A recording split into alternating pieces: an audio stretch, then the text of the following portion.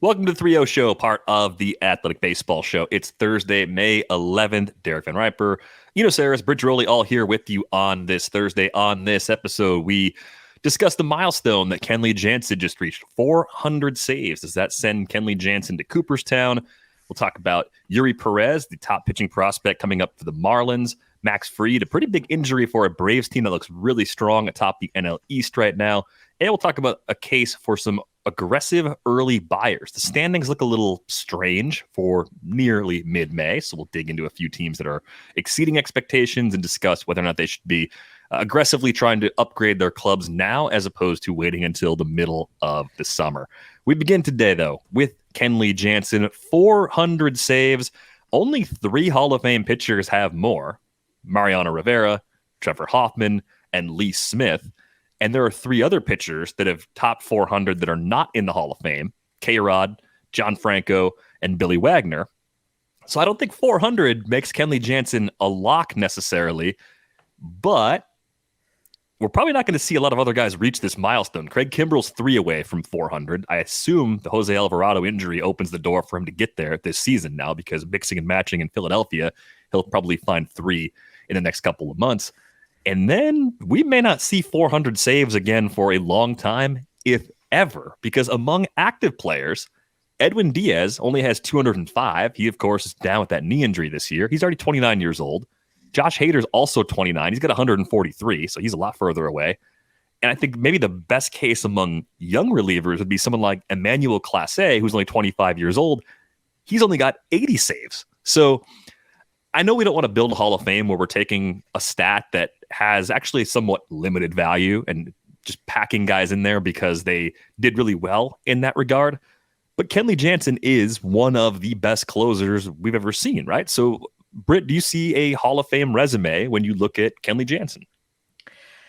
I think he has the potential to. I mean, what's really cool, guys, and I saw this, was his first save, hit the last pitch of that outing, was 94 miles an hour. Last night, 99 in his 400th save. So you can make the case that there is still a lot of juice left in his career, maybe even in that arm, right? He's a guy who's been very outspoken about the things that he's done to get to this point, therapy being one of them. So I think that if you look at some of these guys who have Hall of Fame careers, obviously the talent is there, but the longevity is there, right? The opportunity to continue to build. And when you look at a guy like Kenley Jansen, it's not like he's hanging on for dear life. He's still being a productive player, again, pumping 99 to get that 400th save. So I think when all is said and done, he could be a guy that goes into the Hall of Fame. If he retired today, I think we'd have a little bit more of a debate, but he's obviously won at places that he's gone to. He's been consistent, and he's a guy who, this doesn't matter so much in the Hall of Fame debate, but you hear about him as a teammate, as a leader. Things like this don't hurt, right? It didn't hurt David Ortiz that the media really liked him, that he was a really good guy. These things don't hurt your Hall of Fame candidacy. So I think Kenley Jansen is a guy who could be in the Hall of Fame. I think that as we sit here today, he's more of a fringe case, but I think that there's a lot more life left in that arm. And ultimately, if he has another couple productive seasons, I think that case becomes a lot better in terms of getting the percentage needed for Hall of Fame voters to get in. Yeah, the resume also includes 1 World Series title, of course, in 2020 with the Dodgers, and 3 All-Star games, which seems like half as many as I would have guessed for Kenley Jansen based on the career he's had. He's been sneaky productive, I feel like. People don't give him the credit. But there's a little bit. So, if you look at the saves leaderboard, that there's like K-Rod and John Franco and then Billy Wagner, who I think is moving towards induction. But when I voted for Billy Wagner and not for Francisco Rodriguez and John Franco. And there's a couple things going on there. I don't think wins above replacement is a perfect stat, and it's not a perfect stat, especially for relievers. But Billy Wagner had about an 8-win gap between him and Franco and Rodriguez. And in fact, if you look, he had 24 wins above replacement, and the other people that had 24, 25, and more are in the Hall of Fame. Gossage had 30, Eckersley had 60. Some of that was starting. There's Trevor Hoffman had 26, Lee Smith had 27. So there is a little bit of a shelf there. But the other way that I see it is just continued dominance. And I know that ERA is another imperfect stat, but if you look at Francisco Rodriguez and John Franco and Kenley Jansen, the one thing they have different from Billy Wagner is Billy Wagner never had a bad season. If you look at Billy Wagner, he did not have a season where he had an over 3 ERA in his entire career. The only time he did was the time he was hurt and only pitched half a season. And so if you look at Franco, Rodriguez had a kind of a poor ending to his career where it was consistently over 3. Franco had a couple, I think he had 3 or 4 years where he was over 3 ERA. No, actually, he was consistently over 3 also at the end. So the thing that would separate Kenley Jansen, who has so far in his career been over 3, 4 times, would be to tack on a couple years under 3. And that's what's so tough about being a reliever over and over again into your career is just as the velocity goes, as the stuff goes, how do you remain dominant? And so that's why I think Britt is right. The 99 means as much as anything else. If he is really going to, increase his fastball, and this is his best fastball of his career in terms of average. If he does have that in him, and he can have 2-3 more years of like a 2, a 1 ERA. He is going to get into that place where he has over 24, 25 wins above replacement, has mostly stayed under 3 ERA for his life, and separate himself from Francisco Rodriguez and John Franco. So it sucks, but it kind of matters how the next few years go. And otherwise, if he kind of stays like where he is, or he has a couple more years, like a 4 ERA, then he kind of goes in the John Franco, Francisco Rodriguez bin. But if he tacks on a couple years with like a 2, a 2.5, he's going to be more like Billy Wagner, who I think is on his way to the Hall of Fame.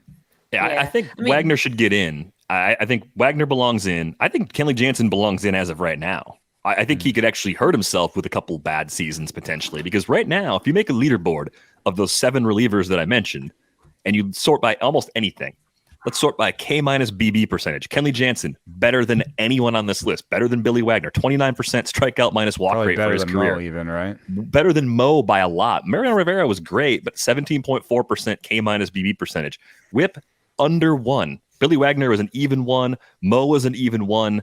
Kenley Jansen was better than both of them. 0.94 whip for his career. They're all good at keeping the ball in the park. The part of keeping your job as a closer forever, not blowing saves, not giving up homers. They all do that really well. Not giving up homers, yeah. Highest strikeout rate of the bunch, an ERA that holds up, and a skills independent ERA that's best of the 7. Like by individual skills, Kenley Jansen is the best actual reliever of all of them. I realize the other part of someone like Rivera's career, aside from having more saves, the postseasons matter too. Right, the successes he had in October. 180 innings pitched too to 780 from Jansen, so he just ton. impacted more innings. Yeah, a ton more innings. Also, don't you guys think market matters when it comes to how we remember guys? If Mario Rivera's whole career was with the Kansas City Royals, but he still had the postseason experience. Yeah, I don't know. He seems like the most dominant guy, but Trevor Hoffman was a 600. People like round numbers, I think. Yeah, true. Here's the thing, though. Derek, I think you have a great point. But say now Kenley Jansen has a couple more good years. Say he's at 450. Now he's got a real chance, right? Say he gets 450 career saves. He's not going to get to 500. I think people would look at the 700. Is in there. I think people would look at the 780 innings pitched, which is clearly the least of these guys you're talking about, and wonder if he did enough impact in terms of volume. So what I think happens to certain positions is these roles, they exist for a long window of time in baseball, and then they go away. The closer is going away, right? Teams are playing more matchups. So evaluating these kind of specialists, because that's what a closer is. A closer is a specialist. It has to really be an apples to apples sort of comparison. And I think if you look, even the way relievers have been used during Kenley Jansen's time in the big leagues, which only partially overlaps Mo and Hoffman's time in the big leagues, it's changed. Relievers were asked to do more in the era that Rivera and Hoffman pitched. And that's not necessarily Kenley Jansen's fault. That's just a reflection of how the game has changed, how the mindset of managing a baseball roster has changed. So what's interesting to me is if you think Jansen is in or is not in, like what's the next type of relief pitcher beyond this group that's going to get in? Beyond the Jansen, Kimbrel, Wagner types. How many more guys are going to get 900? How many more relievers are going to get 1,000 innings in the era of throw as hard as you can? And and we're going to use 3 guys in the 9th, Right. Are they just going to be essentially the baseball cards that go in the bike spokes because they burn out so fast, they come and go, and no one has careers like this anymore? It's such a fascinating concept, though, and I don't think we've talked too much about like closers kind of going away, but it's true. But is that a function of teams playing matchups, teams wanting to limit salaries because closers have been the big money makers, right? Mm-hmm. So you can patch together these guys making less than signing a closer for 10, 12, 15 million a year, right? They don't traditionally age that well either because they're tied more to the fastball velo. So right, like it's actually a fair question, right? Like, do we see another? Is he an extinct animal here to some extent, right? Like, do we not see any more guys hit this? Do we say, remember closers? Yeah, Emmanuel Clase gonna get to 400 saves when his cutter gonna stay 99 forever, or what happens when it's 96? Is it still as effective? The one thing that's kind of cool about Jansen is he's added pitches. He's worked on pitch design. He's added velo, and like you said, he's done therapy, and this offseason worked with an NBA trainer to reshape his body. So he's done the kind of work that you hear starters doing. And so if you want to identify the next great closer, it's going to be somebody who takes that attention to detail, starts and adds pitches just like a starter, and continues to try and reshape themselves, as opposed to, I think I'm not saying that most relievers just grip it and rip it, but they usually have 2 pitches, and they're usually tied to their fastball velo and age according to that velo. Well, they're failed starters, so they almost always have that smaller repertoire, right? Because lots of times they were failed starters. Nobody starts their career as a reliever. Very well. Very, very rarely. Fair, I mean, usually guys are starters that project to be bullpen guys because they don't have the third pitch, right? Yeah. It seems like to be a starter, you need the minimum of that third pitch. Very rarely can guys get away with less than that. So I don't know. It's a really interesting debate. Like, what is happening to closers? Do teams even value that, though? If you say to yourself, you got this young kid in high school or college who wants to be the next Kenley Jansen, my question to you guys is that even possible in the game in 5-10 years? There's another layer to it, which is, should the Hall of Fame even value this position? I mean, a corollary to this is should there be punters in the Football Hall of Fame? Because in terms of impact on the game, even Mo is kind of a little bit short of the standard kind of impact on the game, wins above replacement threshold. You kind of want to have 50 wins to kind of be in the meat of the Hall of Fame, and he was at 39, even as the best closer of all time. And we started putting people in that had half of the sort of borderline. With Trevor Hoffman, that's 25 wins. It's easily a group of players that has the fewest wins above replacement in the Hall. If you start talking about relievers. Well, don't you both think that the Hall is supposed to just tell the story of baseball? Like basically the entire story and history of the game is supposed to be preserved there, right? So if you should compare like to like. I mean, wins above replacement is supposed to help us compare across positions, but at the same time, like if you just tell a story, like you're right. Like if you tell a story and there are no relievers in that story, that's weird because they were there when we were watching. They were there. Yeah. They were the ones on the mound when many World Series games ended, when World Series were decided. Yeah. Those were the people we saw. At the same time, you really can't compare across generations because saves is a made-up, fairly recent stat. So is holds, right? Like, these are all things that, like, you ask Jim Palmer about, and nobody was talking about them, right? Because the need for that didn't exist. When did the save stat come into play? Fairly recently. Yeah, let's see. Save stat invented. It was just a way to look to kind of value these guys. 1959 by a journalist. Yeah, and it wasn't even used until 1969. Right. Yeah, I was going to say, when was it actually used? When did you actually start hearing about it? Yeah. So and then teams weren't necessarily using relievers that way. Never so baseball's been going on since the 1800s. Yeah. Yeah, it's just a question of what you want the Hall of Fame to be. But if relievers are in the Hall of Fame and we're using the relievers in there so far as our bar to measure Kenley Jansen against, I think Kenley Jansen deserves a vote and would actually get in, even if his career, he said, I'm done, I'm good. 400 was my goal, I'm out. And that's obviously not the case. He's under contract for a year. Also, one other thing with Kenley Jansen, we'll move on. He did a great job adapting for the pitch clock, at least so far. It's only the early part of May. He was one of those guys. He was a slow reliever. We talked about it. We were worried about the slower relievers being the pitchers that might really struggle to adjust. Been pitching that, like we've been talking on Rates and Barrels yesterday about how older pitchers are struggling a little bit more to change their routines. Yeah, and they did it. Kenley Jansen said he didn't want to violate. Like he said this, he didn't want a violation all year, and he hasn't had one. And he didn't lose stuff yet. Like that's the other part of this, right? He's still the same guy he was pre-clock, which is really impressive for someone at that stage of their career to make that kind of adjustment. Yeah. Moving on and going to a much younger part of the rundown, Yuri Perez is getting promoted by the Marlins. This could be the highest ceiling of any pitching prospect in baseball. And yes, I understand Yuri Perez is 6'8" and would probably prefer to live. Good word is ceiling. In a home with high ceiling, but it's a talent ceiling that he hits. Off the charts high, skipping over AAA to debut. The debut is scheduled to come Friday in front of the home crowd in Miami. Just 20 years old, and he just turned 20 last month. So a very young starter, but this is a guy that has everything you could want in an arsenal. It's 4 pitches with command. It's going to be extension. It's going to be velocity and movement. We saw him very briefly in the Futures game last summer. It was one of the quickest outings because he just blew right through his one frame. I love this from the perspective of if young pitching is ready, young pitching should be in the big leagues. The Marlins have a lot of young pitching beyond Yuri Perez.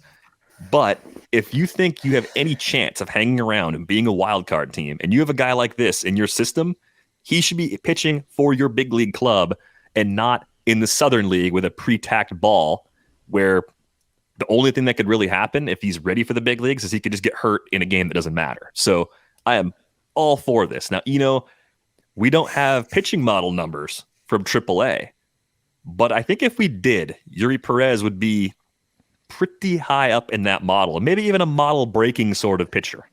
Well, one thing that the model really likes is unique release points. And so you've got a pitcher here that is going to have a uniquely tall release point.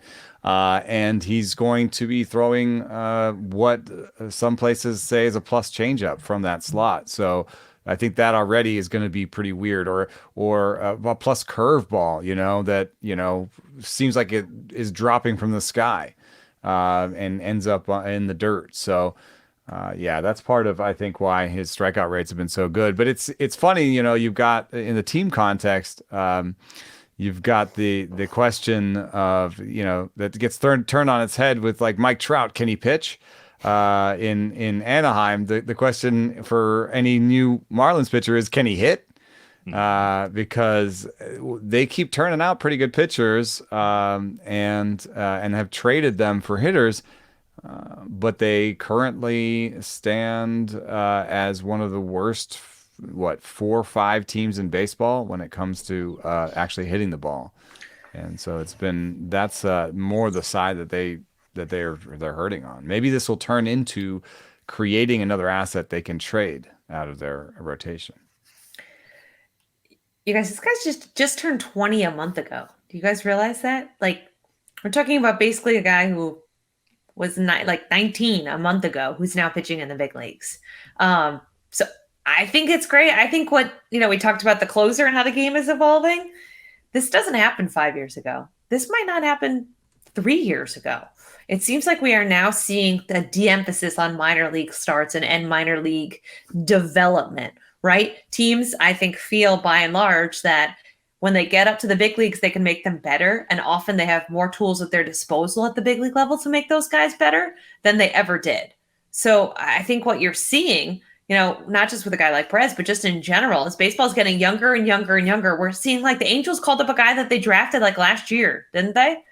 So I think what you're seeing, and this would have never happened 10 years ago, where guys had to get their minor league seasoning. I remember it was such a big thing people would always talk about.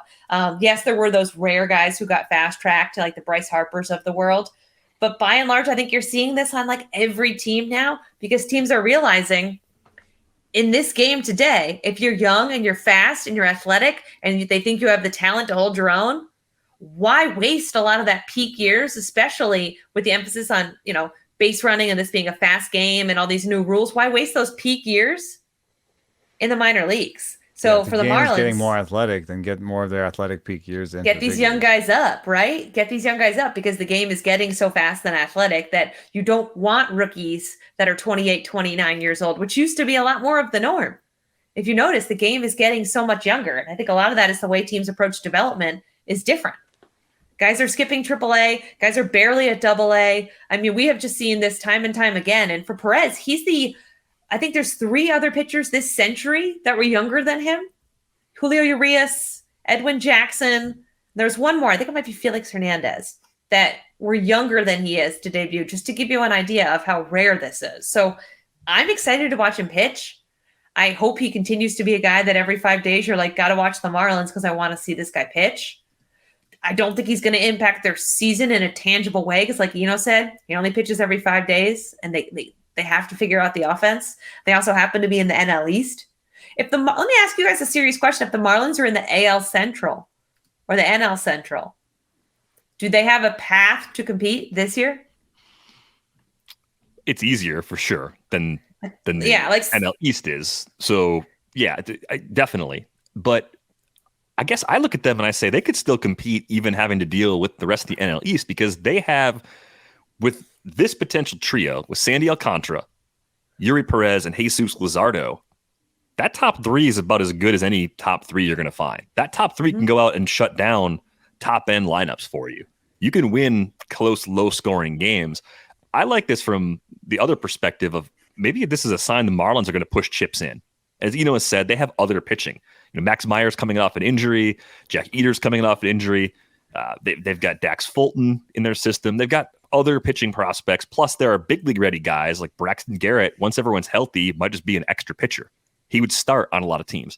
So they could take some of this pitching depth and potentially go to a team that has an excess of position players and make another swap. They've done this before. They did to get Jazz Chisholm from the Diamondbacks by flipping Zach Gallen. They're probably going to do it again. They would fit. The Marlins would fit into my category of teams that I think should act sooner rather than later. I think there's a benefit that we see more in fantasy baseball than in real baseball as far as the aggressiveness, where you get players for longer by trading for them now instead of waiting until July. Now, you have to have a willing team sending players back, of course, to make a deal. But think about the Willy Adames trade. That's the problem. That's why it doesn't happen. It's more of it's the shape of the trade, though. It's more win-win. It's not a team selling off because they're giving up. It's a team that has the opposite problem that you have. It'll have to be a team that has hitting, because most teams want pitching, and that the Marlins do have that. And the nice thing is, if you look at their depth charts and you look at where their problems are in places where another team could say, well, we either have excess or that's easy to patch up. So the Marlins' worst position player spots, according to the rest of season projections, are first base, left field, right field. So, they're not necessarily, yes, I think that long term they need a shortstop, but if they're not asking for a shortstop right now and they're comfortable with just figuring out shortstop in the short term, and they go out and get just a left fielder, a right fielder, or a first baseman, they can make a real impact on their rest of season projections, and they can do it at positions that aren't necessarily expensive on the open market. I think you're right, Derek. I think that problem is teams don't want to have these conversations a month into the season, 5 weeks into the season. Teams are still evaluating guys.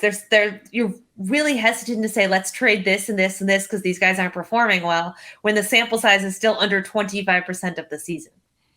Right. I agree with that. But I think if you patch together the projections looking forward, teams have their own internal projections. You take what we've got in the bank so far through 35 games, and you even pull back and include some of last year, if your roster hasn't changed that much, if you had some of these problems a year ago, this isn't new if you're the Marlins, right? You're not overreacting to a roster you reassembled not doing what it's supposed to do. You're still kind of building the longer term team that you want to have in place. So I think it's more appropriate in this situation to react quickly than it would be. I think the Cardinals would be overreacting to do certain things, right? Like they maybe did that with Wilson Contreras, but they actually right now they line up pretty well. They line up well. The Orioles line up well with the Marlins. I think I've brought them up before as a team that they got so many near big league ready position players. They can't fit all those guys onto their big league roster. More pitching in Baltimore, that could work. More Miami trade work. Mateo. That's easy to say at home when you're not involved with the team, but organizationally, Mike Elias said yesterday, most of the improvements are coming from within. If you're the Marlins, you want to make a deal, it would be almost foolish to make a deal in early May because by July, the number of teams that are interested could have doubled. There's a reason why these deals don't happen early on. Brian Cashman said the other day something to the effect of like, no one is having trade discussions right now. It's just not the ebb and flow of the season. So why it may make sense in fantasy baseball, or it may make sense as a fan to say, well, why don't they go do something now? Why would Kim Ng make a deal now when she could have 4 or 5 interested teams in their starting pitching and use that to get an even better deal around the trade deadline when teams are desperate? There are teams that are going to be desperate. The Mets underperforming, the Cardinals underperforming, the Yankees underperforming. Like by the time you get to July, you can sense blood in the water from a lot of these clubs. They have to make a move. So here's the thing. Here's my belief as someone who's never spoken to a GM before. I think GMs lie a lot. I think GMs say things to people in the media to appease them, to get the quotes they need to go write the stories they have to write. I think they tend to lie about what they're really trying to do and what they're really concerned about, right? They don't want people to know what the internal concerns of a major league club are not made public. If Yankees fans knew what Brian Cashman and the rest of the Yankees front office were actually concerned about, they would have an absolute shit fit about it, right? So they have a shit fit anyway, but it'd be worse if they knew the truth in the eyes of the people who make these decisions and choose to speak the way they do, right? Like how honest do you think front office people are with reporters on a scale of 1 to 10? Well, what's the 1 and what's the 10? 1 being they rarely, if ever, tell the truth, and 10 being they are honest all the time. Like a 1. Yeah, exactly. So they're a 1. So does anything they actually say, especially this time of year, mean anything to anyone? No, but I think you also have to look from a historical point of view and say how many big trades were consummated in May. How many teams were like, you know what?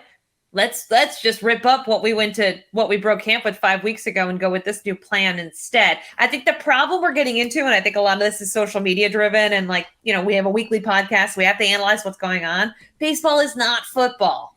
You have to get past that Memorial Day mark. You have to get into June. What if the Marlins lose 20 of their next 21 games? Do they still need to upgrade their offense? Or should they wait till the trade deadline and say, you know what? We can get a lot more for these young pitchers. What if the Orioles lose 20 of their next 21 games? Like, I think I agree with what you're saying. I don't think the GMs tell the truth a lot, but I also think with baseball, a lot of these, there's a reason there's a trade deadline and there's a reason it's the end of July, because front offices have to figure out what they have and what they want. And in a case like Miami, if they're not the Mets, if there's some team that's going to make a move because they're panicked, it should be the New York Mets. Verlander's hurt again. I mean, Scherzer's hurt again. They've really struggled to win at all. They're under 500. That's a team that I could see Steve Cohen saying, make a move now. I don't care. But when you look historically at what the Marlins have done, yeah, there might be a small move or a claiming guy off of waivers, but you just don't see these moves to upgrade the team happen on May 11th because they're letting the season play out. It can happen, though. It doesn't happen often. It should happen more. This is my argument. 2 years ago, May 21st, 2021. I knew you could have an example. Willie Adames traded to the Brewers by the Tampa Bay Rays, right? They were opening up space for Wander. Yeah. And it seemed like a pretty minor trade. JP Fireeisen and Drew Rasmussen go back the other way. Look what Rasmussen's become in Tampa Bay. Kind of a win-win sort of trade. Both of them were immediately in their bullpen where they needed help. And then the idea was long-term, I think, that Rasmussen would become a starter. Neither of those teams was saying our team sucks. It was we can both get better if we make a deal. So I think it's a different kind of trade that can happen this time of year.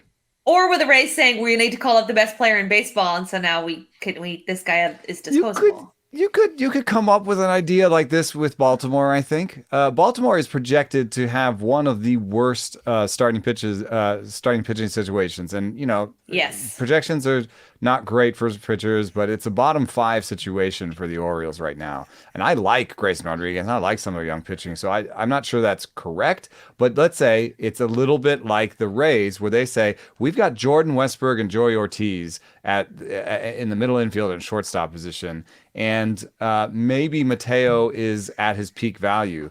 Like, could there be an idea of like, let's trade Jorge Mateo to open up space for Westberg, who we think is just as good, and maybe get a really good starting pitcher for Jorge Mateo? I mean, there's a little bit of a corollary there. But right now, Urias is on the IL, so you kind of have to wait because you're a little down on infielders. Mm-hmm.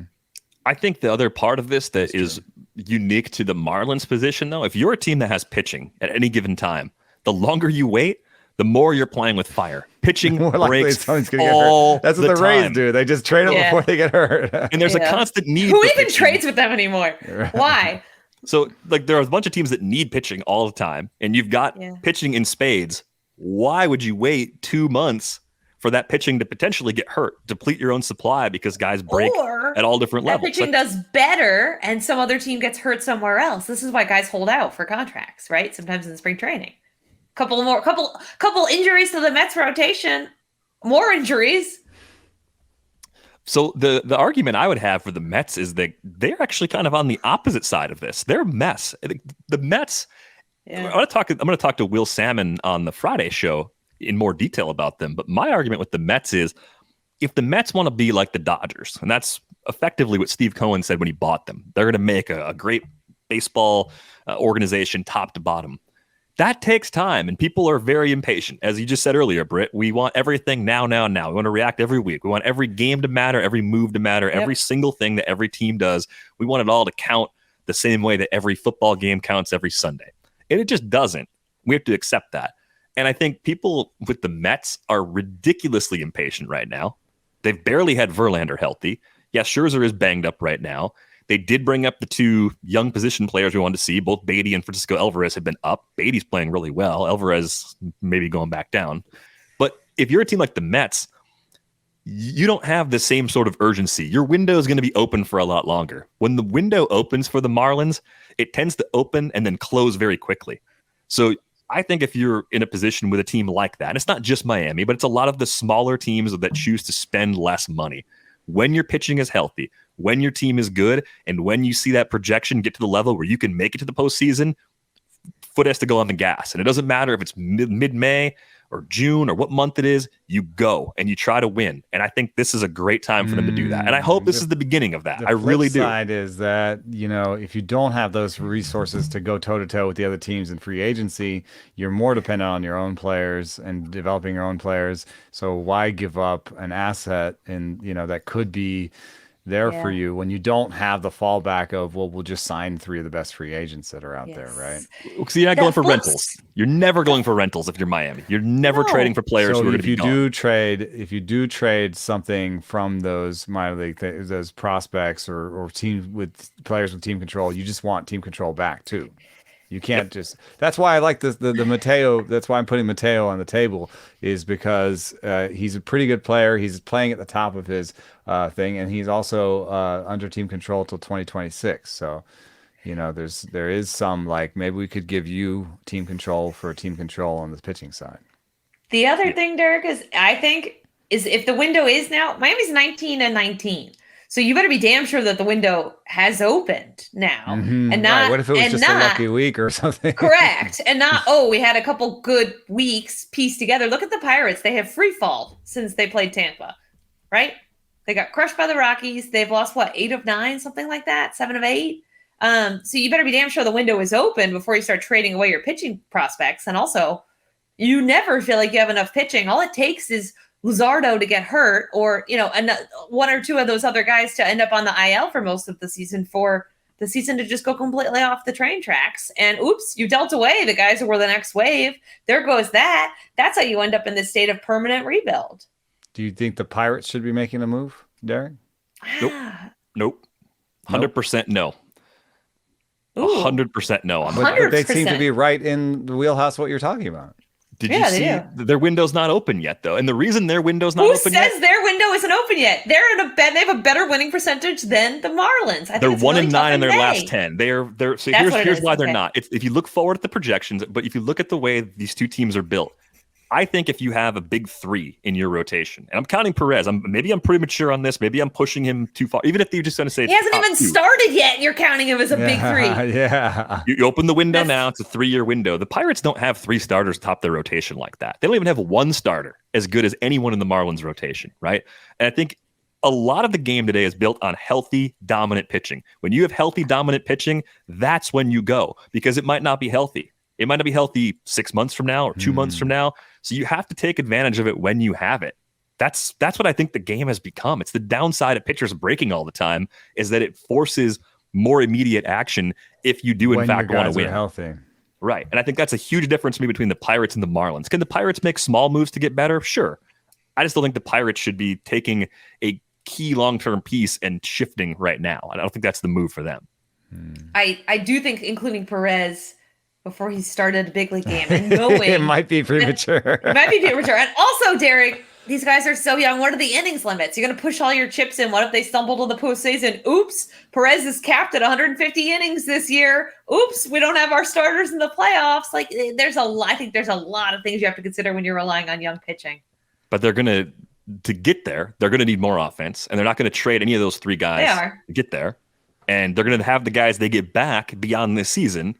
So even if any of the 3 guys have innings issues because of injury or self-imposed workload restrictions by the organization, they're still getting a lot better in the long run. So they have to get to the trades now. I don't know if I can give you the Marlins. What team that I think does actually sort of fit the description you're making, and maybe I could get behind more, is the Mariners.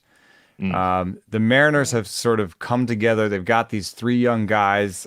Bryce Miller's actually made a couple starts in the big leagues at least. Okay. But yes, we've got a little bit of a trio. Bryce Miller, Logan Gilbert, and George Kirby seem to be pitching really well. They're projected pretty well. Like, they're projected sort of top 10-ish for the Mariners. So they're projected to be a contender. They're hanging around, and they're right at 500. But the lineup seems to need help. And again, it's a place where the lineup could maybe be improved in places that aren't necessarily shortstop or center field, or catcher. So if they can improve a lineup in a corner outfield or something like that, a lineup spot, then I think they should maybe be aggressive. And they have the guy to be aggressive in their GM spot. They have the correct GM. Yes, they have the GM that will make moves. I mean, the case for me for the aggressive early buyers, the Orioles have the 2nd best record in baseball right now. For all the hype and excitement around the Rays, I don't think people understand how good the Orioles are. I completely underestimated the group of prospects behind Grayson Rodriguez and Gunnar Henderson, that next depth group that all collectively had just a great year last year. They're all knocking on the door, being big league ready. The AL East is so tough. That's a unique problem. That division is nasty. It's as nasty as it's ever been. You want to be good now, but if you sacrifice it, then you can be at the bottom for a couple of years. But that's why I think the Orioles, you're not. I like the Orioles case to be aggressive. Yeah, I like that more than you're selling me on the Marlins. I just think they're the inverse of the Marlins because it's more position players than pitchers. I think they've got a better overall group of talent than the Marlins. So I think they're just in a better position if they do nothing than if the Marlins do nothing. So that's part of it. But it's also a tougher road to the postseason based on where they are in that division. What about the Tigers, Britt? I've been naysaying the Tigers at every opportunity. They're only 2.5 games back in the AL Central. I mean, if they were going to do anything, I feel like they should do it now. But truthfully, I just don't see this lasting. I see this being a little bit like the Pirates, where it's kind of like you got this longer-term plan, you got a new GM, wait it out, right? If you have a little more success this year than expected, that's a good thing. It's a step in the right direction. But you're still thinking about the core and looking more to move veterans to other clubs as opposed to trying to make splashy moves now in hopes of sneaking into the AL Central race throughout the season. Yeah, correct. I'm with you on that. I think I was just doing the kind of the roller coaster because I think there's going to be weeks where the Tigers look really good. And then there's going to be weeks where they look exactly like we thought, like they look like a mess, right? So I wouldn't make a move. I would continue to kind of build. And I think that front office, the way it's set up with Scott Harris, isn't going to say, hey, we have a record that's better than we thought. Let's push our chips in, right? I see them as more like the Orioles of a year or two ago. Like, yay, we did well, but we don't really believe this is anything more than a mirage. So they'll it would still be trade foolish. away. Yeah, I think they're still 2 years away from even like, being serious contenders of any correct. kind. Like, they're more likely to trade Eduardo Rodriguez this summer than to add anything. I think they should. I think they need to offload him. I think Javi Baez, they'd be better served seeing if they had a partner there. I have no idea how Eduardo Rodriguez is pitching this well. There's almost nothing different from anything he's doing in the past. Like, none of his pitches are moving differently. His pitch mix is not really that different. He has there's like a half inch of extra ride on the fastball. I'm not willing to say he got a half inch of ride on the fastball and now he's good. So yeah, I would unload him. And I don't even actually know how this team is so close to 500 because their top 5 hitters by plate appearances are all worse than league average with the bat. And 3 of their top 4 pitchers by innings pitched have an ERA over 5. So I don't actually get it.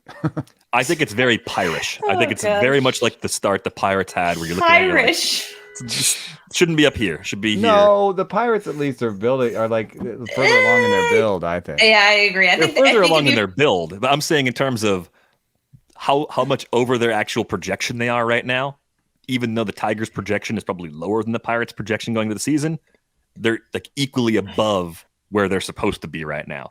The Tigers are flirting with 500. They shouldn't be. The Pirates are above 500. They should be closer to 500, right? Like it's that sort of adjustment. With Erod, he has an opt-out after 2023. So if he pitches really well all year, he could actually test free agency in a league might be constantly tough to actually desperate for trade pitching. him. So then they should just a little bit trade why him. Carlos Rodon, but it's also tough to trade him in that situation because the team acquiring him doesn't know what they've got, and everyone likes certainty. It's a little bit why I think Carlos Rodon was not traded from the Giants last year. So I think there's another group of teams. Although two you more could just teams. sell him as a rental and just be like, I'm selling him as a rental. Give me what you got. Two more teams, though, that we should get to as part of this because of pitching injuries. The Braves are going to be without Max Fried for probably 2 months. The Astros just lost Luis Garcia for the season. Jose Urquidy's hurt as well. Yeah. So is there a clear enough need for pitching in Houston or Atlanta where they could be among the teams looking to get immediate help from a team like the Marlins or elsewhere? If there's any other team out there willing to trade pitching because they're not playing for this year or because they think they've got enough young pitching or whatever it might be. Do you see either of those teams going outside the organization? Both have generally had good organizational depth, but I think both are really going to be tested in light of these recent injuries. I hope the Marlins make a move just so Derek can take a victory lap here on this. I need it so bad. I need the Marlins to make a move, please. I would say if one of these two teams made an aggressive move like this, it would be the Braves. I think their general manager, Alex Anthopoulos, has been aggressive with trades in the past. He's managed to restock the coffers even as he trades away. I think he's been pretty good at deciding who to trade away and who to keep. And so, if I was trying to put my feet in his shoes, I'm not that big a fan of Jared Schuster or Dylan Dodd, or maybe even Bryce Elder. If I could combine 2 of those 3 into a pitcher that could pitch right now for my team and be better than those guys and maybe be on my team for a year or 2, I might do that. The Astros, it's interesting. I don't know if this ever is explicitly said in a front office situation, but if I was there, I think I might ride the halo a little bit longer. The we just won, halo, the kind of like, let's try to be good, but let's not do anything crazy here. We just won last year. If we get back to the playoffs and don't win, nobody's going to get off the roller coaster with us. We're going to be fine. No one's going to fire us. I mean, even though they did fire their GM. Basically. I was going to say, they are dealing with a first year GM who I think doesn't want to be the one that says, hey, the roller coaster stops here. Right. That's right. Yeah. So there is a little bit of that in play, but aren't they getting Altuve back in June? Right, which should really just help. That's our trade deadline acquisition. You forgot the Pirates are getting O'Neal Cruz in August. There's their big trade deadline acquisition. But that should, Altuve on the field and off the field, I think is going to prop that team up. If it is June, I don't think I've seen any setbacks or any news of setbacks. No, he's swinging. So could be soon. But you know what's weird, guys, is that the Astros have been, I think, a disappointing team. I didn't see them kind of struggling like this. But no one's talking about the inverse, which is that the Texas Rangers are playing really well, right? Which is kind of how we view like the lens, right? Like nobody wants to talk about that, which I think kind of deserves a little bit more of a discussion. But if I'm Houston, you're right. I'm probably waiting until July. I'm not following DVR's early action plan here. I'm sitting back. I would love to see DVR as a GM in the war room. Like it's May 11th, and he's like, you know what? Our window's now. Go! Get me a trade now. Get out there. My war room as a GM. I'm Jerry DiPoto with more Costco snacks and coffee than you could possibly imagine at my disposal. Like the amount of carbs and caffeine being consumed in my imaginary front office is off the charts. It is frighteningly high. But we're going to make moves. We're not going to sit here and just let the world pass us by. I think that with Texas, it's just like the sort of culmination of their moves has just finally kind of come together. And in some ways, they've done a really good job, like adding. And we tend to fascinate ourselves with the biggest that they spent $500 million or whatever in one off season. That is true, but in that same offseason, they signed John Gray, And in this offseason, they spent $180 million on Jacob deGrom, but they also signed Nate Eovaldi.